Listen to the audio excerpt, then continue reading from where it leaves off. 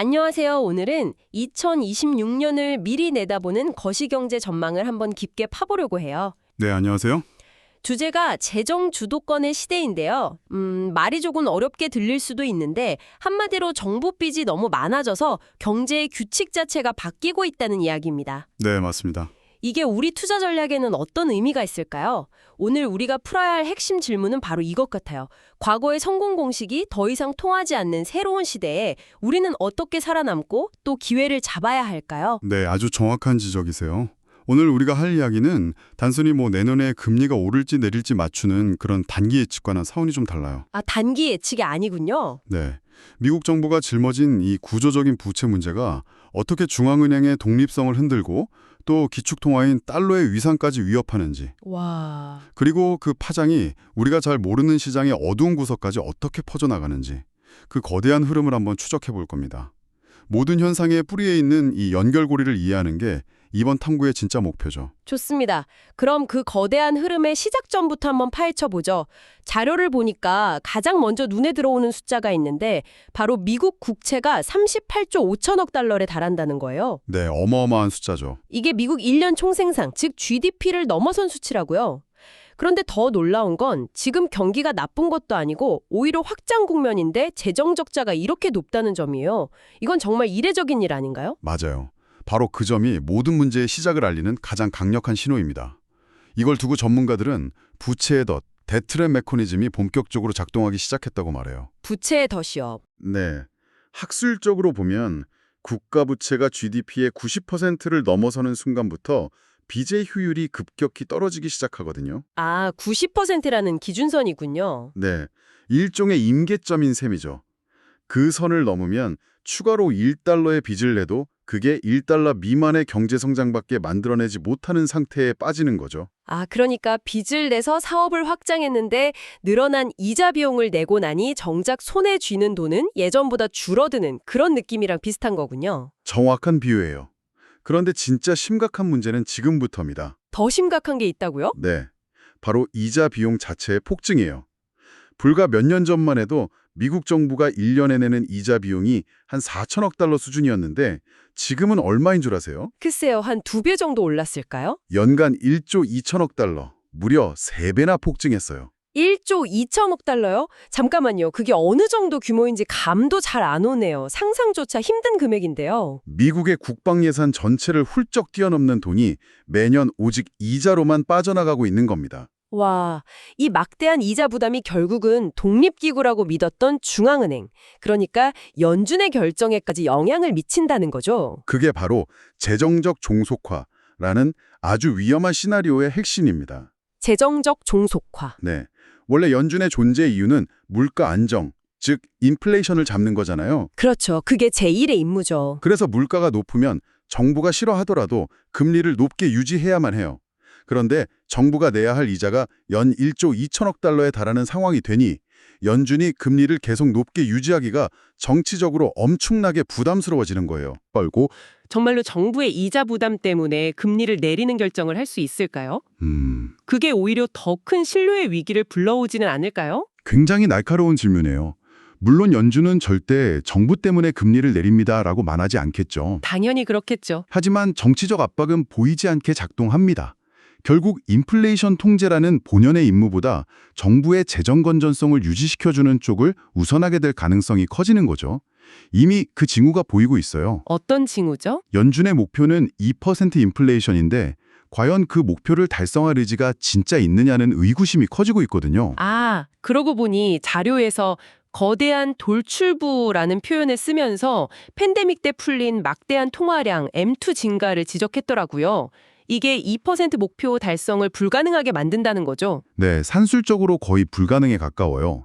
분석에 따르면 팬데믹 기간 동안 물가가 너무 많이 올라버려서 과거의 2% 추세선으로 돌아가려면 어떻게 해야 하냐면 어떻게 해야 하는데요? 앞으로 5년 동안 매년 물가 상승률이 0%를 기록해야 해요. 5년간 0%요?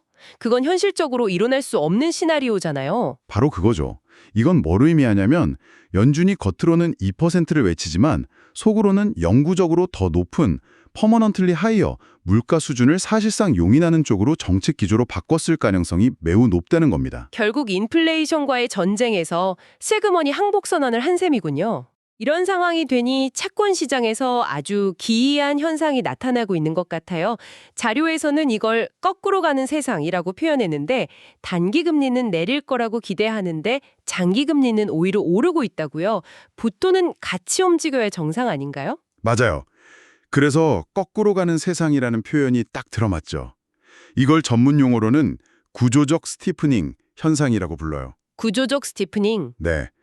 단기 금리는 연준이 곧 금리를 내릴 거라는 기대감 때문에 하락 압력을 받아요.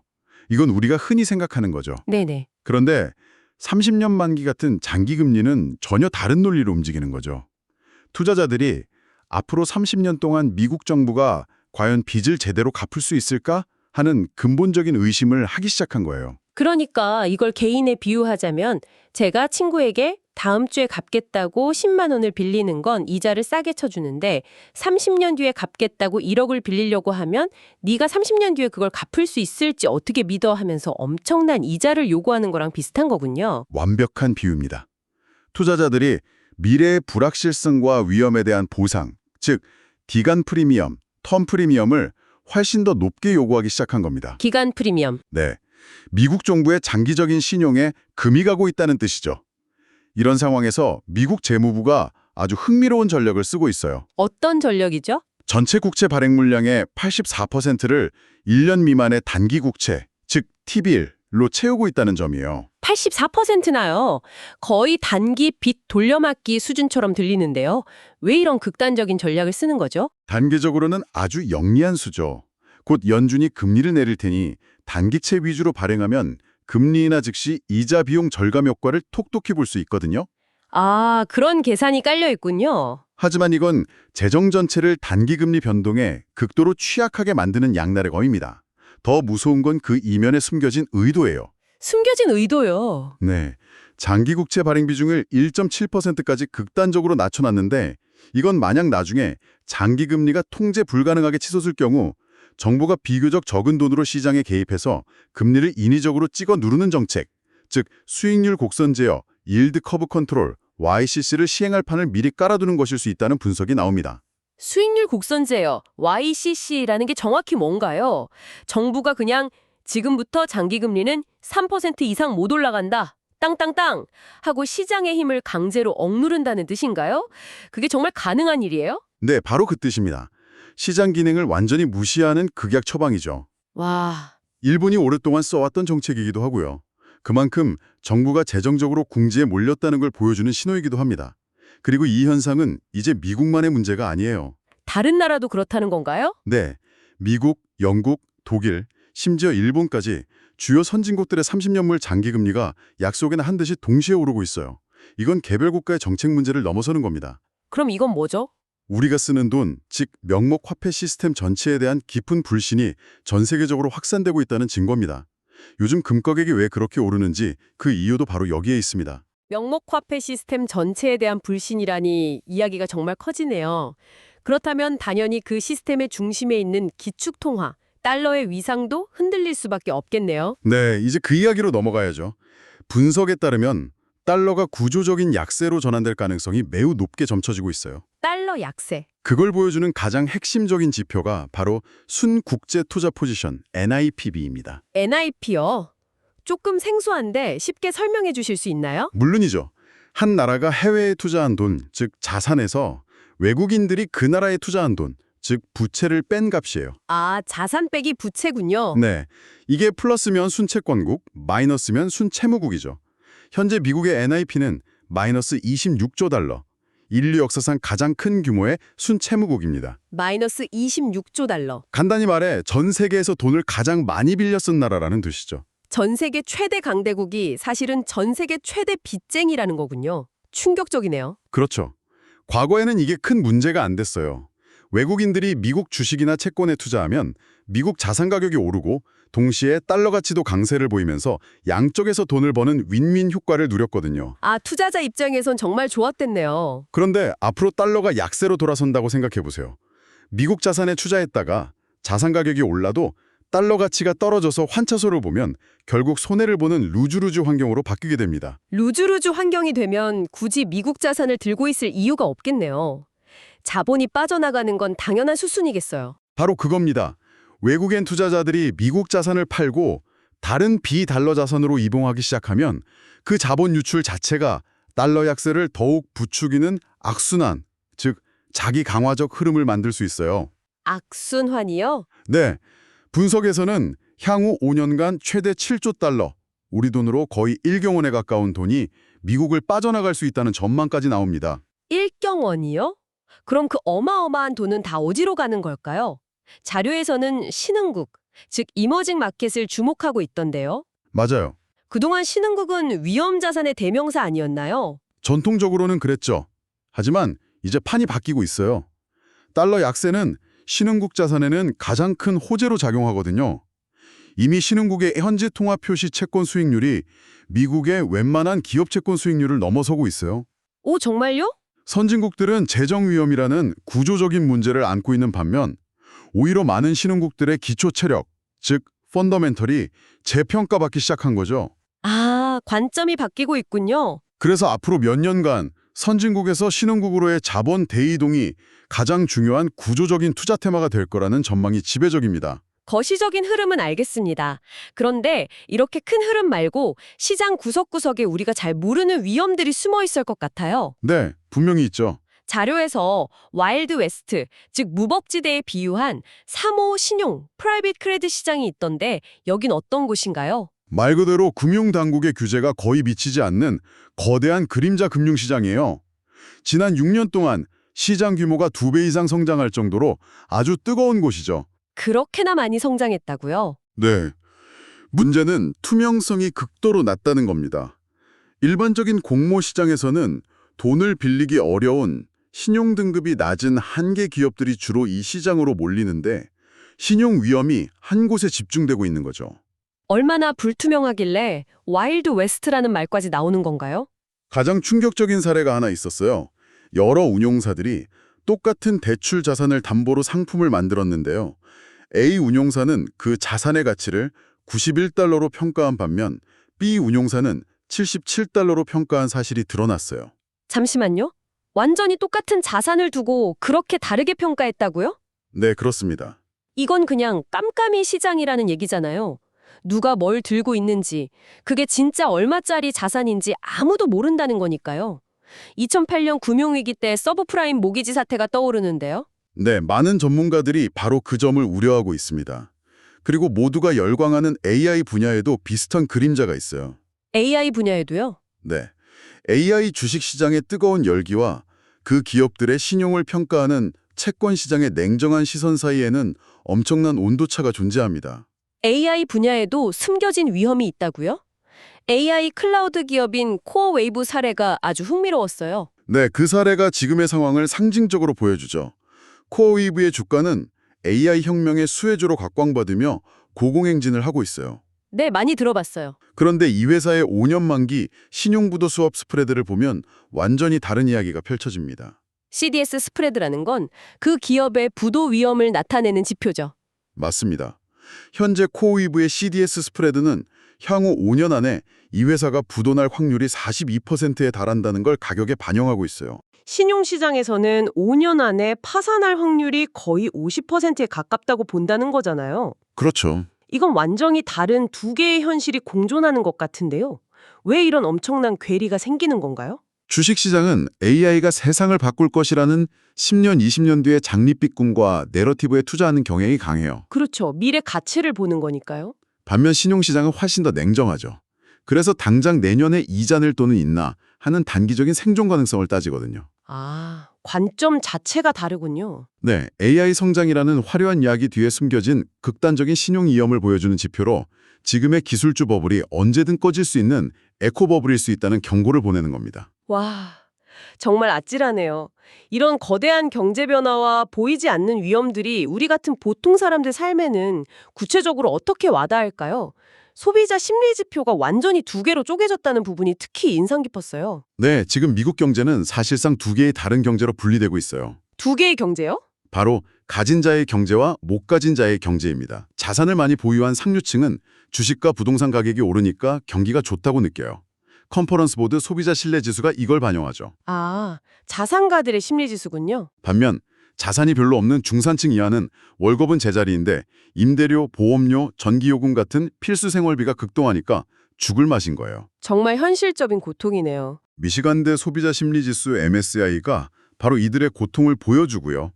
지금 이 두 지표의 격차는 역사상 유례가 없을 정도로 벌어져 있습니다.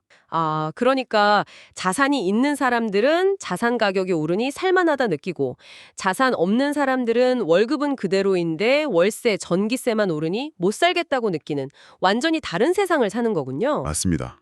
특히 AI 데이터 센터가 전기 요금 상승의 주범 중 하나로 지목된 부분은 정말 씁쓸하더라고요. 그게 바로 기술 발전의 사회적 외부 효과를 보여주는 대표적인 사례입니다. AI 데이터 센터는 전기를 엄청나게 쓰잖아요. 그렇죠. 그런데 이들은 대량 구매자라는 이유로 값싼 산업용 전기를 공급받아요.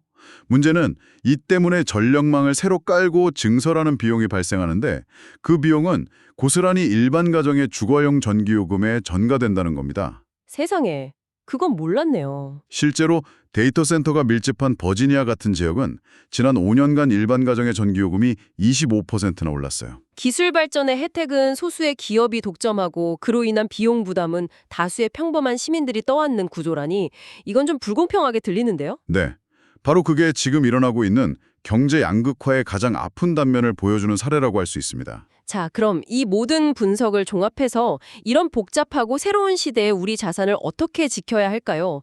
들어보니 포트폴리오를 완전히 새로 짜야 할 것 같은데요? 핵심 전략은 두 가지로 요약할 수 있어요. 실질 가치 보존과 비미국 자산에 집중하는 겁니다. 실질 가치 보존과 비미국 자산. 네, 하나씩 짚어보죠. 먼저 채권입니다. 이제 미국 30년물 같은 장기 국채는 더 이상 안전자산이 아니에요. 재정 위험이 너무 크기 때문에 비중을 줄여야 합니다. 언더웨이트. 줄여야 한다. 대신 연준의 금리 인하 효과를 직접적으로 누릴 수 있는 2년에서 5년 만기 중기 국채 비중을 늘리는 오버웨이트 전략이 훨씬 현명합니다. 그러니까 장기 국채는 정부의 재정 상태를 믿을 수 없으니 30년씩이나 돈을 맡겨두는 건 위험 부담이 너무 크다는 뜻이겠죠? 그렇죠. 대신 2년에서 5년짜리는 연준이 금리를 내리면 바로 수혜를 볼 수 있으니 더 매력적이라는 거고요. 정확합니다. 다음은 주식과 통화 전략입니다. 구조적인 달러 약세에 대비하는 게 가장 중요해요. 네, 그게 핵심이라고 하셨죠. 따라서 신흥국 현지 통화 표시 채권이나 주식, 그리고 미국을 제외한 비미국 주식 전반에 대한 비중을 과감하게 늘릴 오버웨이트 필요가 있습니다. 이게 앞으로 가장 강력한 전략적 선택이 될 수 있어요. 그동안은 미국 주식이 최고라는 믿음이 강했는데 이제는 시야를 전 세계로 넓혀야 한다는 말씀이시네요. 그렇습니다. 그리고 세 번째는 실물 자산입니다. 실물 자산이요? 정부가 찍어내는 명목 화폐에 대한 신뢰가 무너지고 만성적인 인플레이션이 계속될 환경에서는 가치가 희석되지 않는 자산이 중요해져요. 대표적으로 금과 원자재죠. 아, 금과 원자재. 이들 실물 자산 비중을 반드시 확대, 오버웨이트해야 합니다. 알겠습니다. 마지막으로 신용시장에서는 앞서 봤던 사모 신용시장처럼 불투명하고 위험이 큰 저등급 채권에 대한 노출은 줄이고 재무구조가 탄탄한 고품질 투자 등급 채권에 집중하는 것이 안전합니다. 잘 알겠습니다. 정리하자면 정부 부채라는 거대한 흐름이 만들어낸 새로운 경제 환경 속에서 과거에 미국 장기 국채는 가장 안전하다는 공식은 더 이상 유효하지 않을 수 있다는 강력한 경고인 것 같아요. 예, 그렇게 볼 수 있습니다. 이제는 투자의 관점을 미국 중심에서 벗어나 전 세계로 넓히고 종이동 같은 명목 자산보다는 금이나 원자재 같은 실물 자산의 가치에 더 주목해야 할 때라는 말씀으로 들립니다. 맞습니다. 오늘 우리가 나눈 이 모든 이야기들은 결국 여러분께 마지막으로 이런 질문을 던지고 있어요. 어떤 질문이죠? 지난 수십 년간 전통적인 안전자산의 대명사였던 미국 장기 국채마저 그 지위가 흔들린다면 앞으로 다가올 10년 동안 당신의 자산을 지켜줄 진정한 안전은 과연 어디에 있을까요? 한번 깊이 고민해 보실 문제입니다. 항상 여러분의 성공 투자를 기원합니다. 내용이 좋으셨다면 구독, 좋아요 부탁합니다.